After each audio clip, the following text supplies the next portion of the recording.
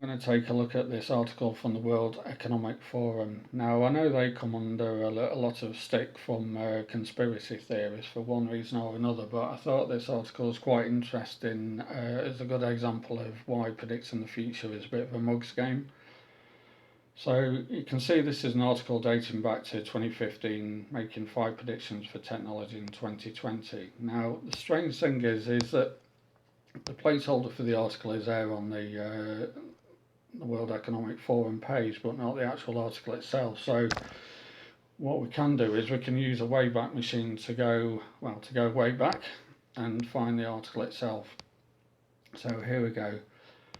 Before we go through the predictions, if we look at this paragraph here, it's interesting. It says it's, of course, when it comes to technology innovations, it's impossible to gauge the accuracy of any predictions and the impact on consumers. Well, yeah, I mean, of course, it's impossible to gauge the accuracy at the time you make the predictions, but now in the future we can actually check how good they were.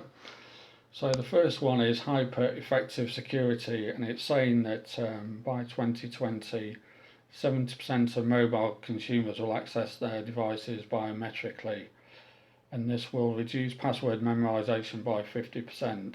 Now, I'm sure some people do have devices with some kind of biometric system on, but I think the vast majority of people are still using passwords. I mean, I know I've probably got dozens of systems that I use a password for, and I guess that's probably the case for most people these days.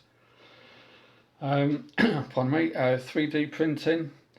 So they're predicting that more than 10% of all consumer products will be from 3D printing, and that over a third of the products will be completely customised to match the buyer's needs. Now, we can actually check this by going to this article here from 2020 about 3D printing, and we go down here. Yeah, we can see that even though 3D printing is something that's been growing in 2020, it was still less than 1% of the global manufacturing market. So we're nowhere near what this person was predicting. Self-driving cars. Now this is a particularly funny one. 30% of new cars will have a self-driving mode. Well, that's certainly not the case. I mean, even now in 2022, self-driving cars are still in their infancy. Internet of Things. Consumers will interact with over 150 sensor-enabled devices every day, and 25% will be disposable.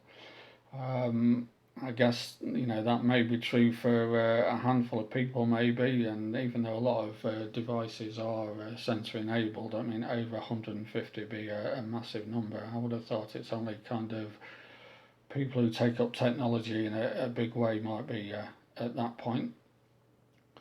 The last one then is cognitive systems. So 60% of device interactions will be passive, allowing people to use information from intelligent systems and machine learning. It's difficult to know how to check this, but I suspect it's probably optimistic like the others have been.